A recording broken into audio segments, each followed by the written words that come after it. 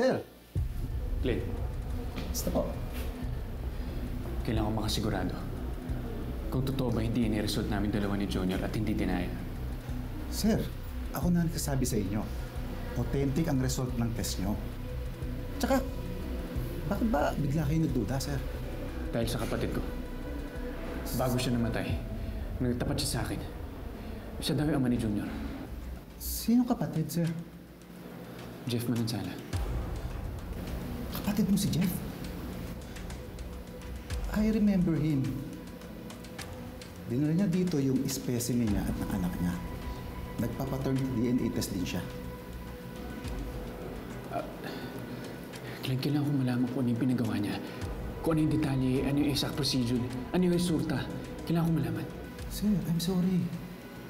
Normally po, we are not allowed to do that. Pero patay na yung kapatid ko. Ako na lang yung natitira niyang pamilya. Kailangan ko malaman yung totoo.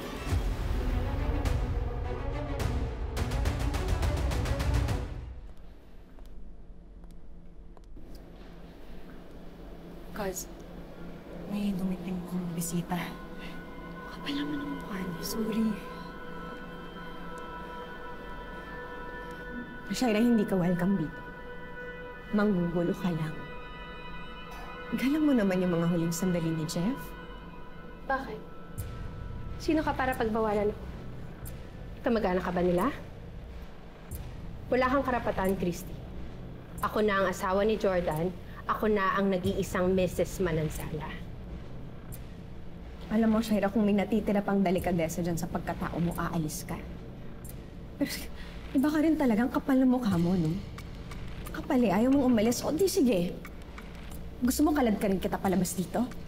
Ah, ganun. So feeling hero ka na naman. Kunwari, dinadamayan mo si Jordan. Pero ang totoo, nananamantala ka. Naghihintay ka ng opportunity, no? Para masalisihan ako. Shaira, pamilya pa rin kami ni Jordan.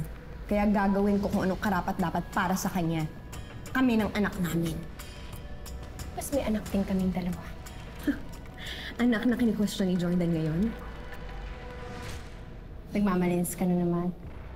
Bilis mo nakalimot, no? Hindi ba ikaw naman yung unang nagloko kay Jordan before? Pinapaako mo pa nga sa kanya anak ninyong dalawa ni Leon, di ba?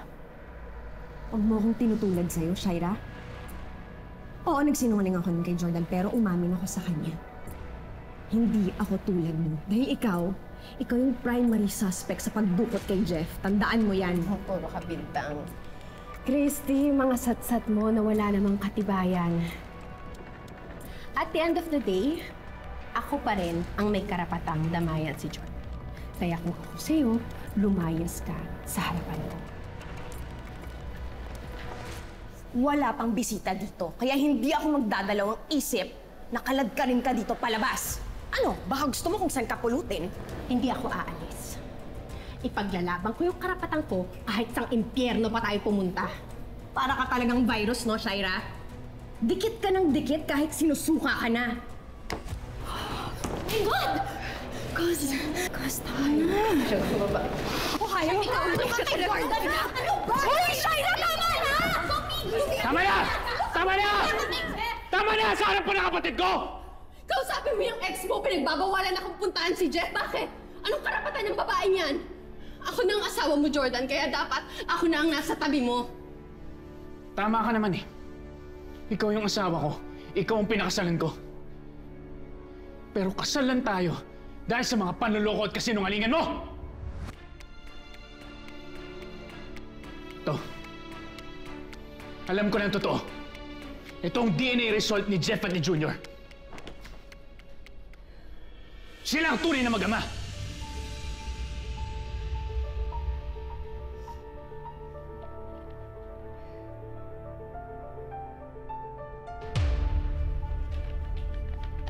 Ano? Itatanggi mo pa ba? Jordan, Han. Sinungaling ka. Manloloko. I'm sorry. I'm sorry, Han. Han, ginawa ko lang yun dahil mahal kita. Wala akong ibang hinahan kundi mabuhay yung pamilya natin. I swear, I'm so sorry. I'm sorry, Han. Pero pati yung lukuhin mo ko. Tinamay mo pa yung kapatid ko. Tinamay mo yung pagiging ama niya. Sa ginawa mo, tinanggalan mo ng karapatan si Jeff maging ama ng anak niya. Wala na yung kapatid ko, Shaira. Hindi na niya makakasama yung anak niya. Hindi na niya mayayakap! Makasarili ka eh! Jordan. Usap mo na tayo, please. Please, ayusin natin to. Kakakasalan natin. Di ba ako ni asawa mo, Han? Please. Please, ayusin natin. Please, Jordan. Pinakasalan lang kita dahil kay Junior. Pero ngayon alam ko na yung kasinungalingan mo at hindi na ako maniniwala sa'yo. Nalulungko ka. Umalis ka na dito. Umalis ka dito! Jordan! Jordan! Jordan! Alis!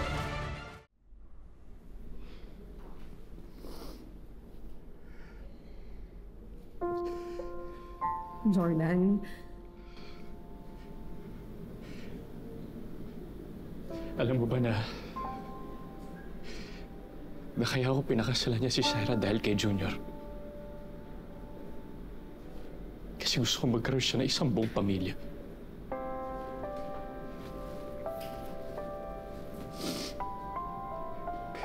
Pero lahat ng meron ako, puro ilusyon, puro kasinungalingan.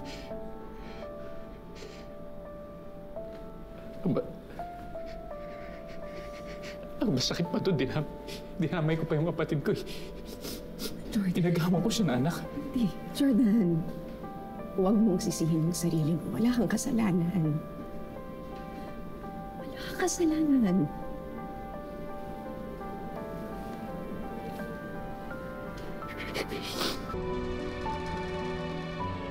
Si Junior. Han, sabi ko na nga babalik ka eh.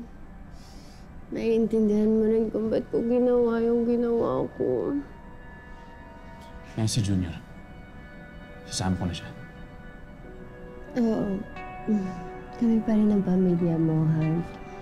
At ngayon wala na si Jeff. Kami na ulit yung bubuo sa'yo. Si Junior, natutulog na sa taas. Sige, kukunin ko. Junior, nandito na yung Daddy Jordan mo. Ako na. Kukunin ko na siya. Ha? Jordan, ano ibig mo sabihin, Jordan? Jordan? Sandali lang. Han, wait lang. Ano ibig mo sabihin? Ano kukunin mo si Junior? Kukunin ko yung bata. Hindi ako papayag. Sa akin lalaki si Junior.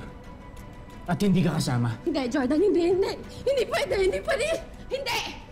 Anak ko si Junior. Ako ang may karapatan sa kanya. Ako ang nanay niya. Wala ka namang kwentang ina. Mas gusto lang mo ko yan. Di ba pinagdudula mo sa akin yung DNA test result na yan? Kus hindi ikaw ang tatay niya. At ayon sa batas, wala kang karapatan. Ngayon, kung gusto mong makasama yung anak ko, kukunin mo kaming dalawa. Hindi pwede mamimili ka lang na isa sa amin. Hindi mo na ako maloloko, Shaira. Kasi mo ko yan. Anak ni Jeff yan eh! Anak ng kapatid ko! Patay na si Jeff! At ikaw, tito ka lang niya. Ako ang nanay, ako ang may karapatan. Hindi ako papayag. Magpa-file ako ng petisyon sa korte. Kukunin ko yung bata. Isinusumpa ko yan. Good luck.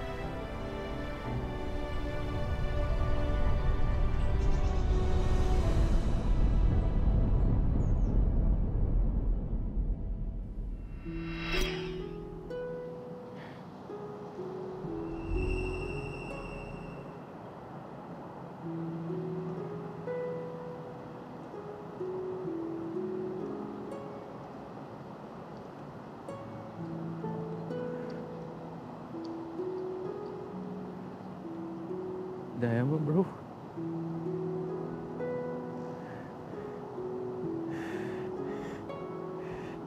Iwan mo na ako.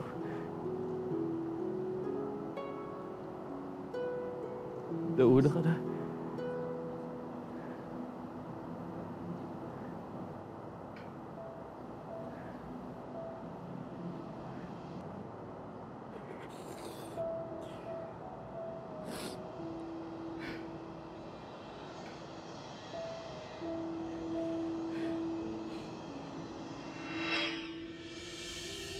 You still have something to live for, Jordan. Huwag mo sana kalimutan yun.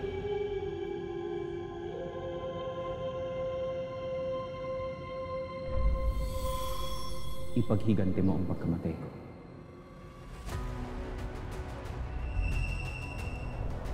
Jeff!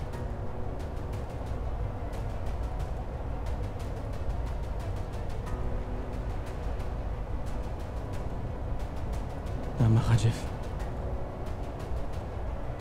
Tama ka, may kailangan pa akong gawin.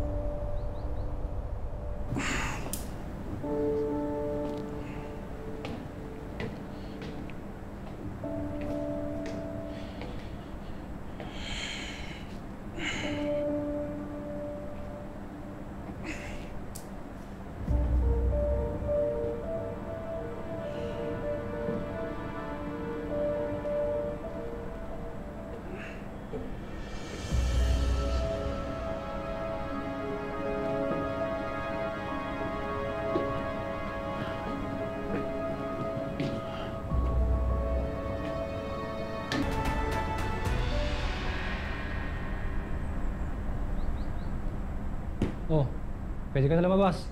Nandito ang sundo mo. Sana magtino ka na.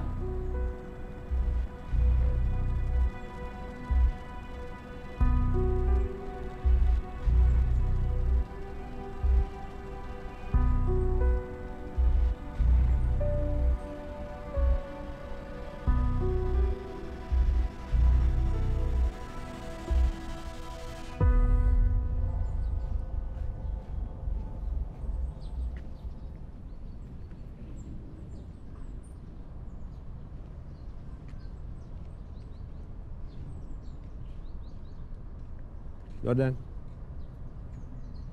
Tara, hatid na kita. Hindi na kaya ko na may sarili ko eh. Alam mo, sana pag-isipan mo yung mga ginagawa mo. Leon, hindi tayo magkaibigan. Wala kang karapatan na pagsabihan ako ng ganyan. Alam ko. Pero naapektuhan si Christy. Pati si Tori, yung mag-ina mo. Naintindihan naman nila ako eh. Pero hanggang kailan? Naintindihan ko yung sitwasyon mo. Pero hindi ka nakargo ni Christy, ni Tori na mag-ina mo, kaya ayusin mo yung buhay mo. Hindi ko nakakalimutan yun. Pues kung ganun, pag-isipan mo lahat ng ginagawa mo para hindi ka nila alalahanin. Tsaka huwag kang mag-alala. Hindi ako mahigit sa gabal sa mga plano niyo. Sige, salamat naman kung ganun. Basta kung may kailangan ka, sabihan mo lang ako. Tutulungan kita. Gagawin ko naman lahat ng papagawa mo. Nasa si Alakdan. Kung talagang gusto mo akong tulungan, sasabihin mo sa akin kung nasa si Alakdan. Hindi ko alam dahil matagal na siya nagtatago. Hindi ako naniniwala. Parehas kayong mag-isip, magkauri kayo eh.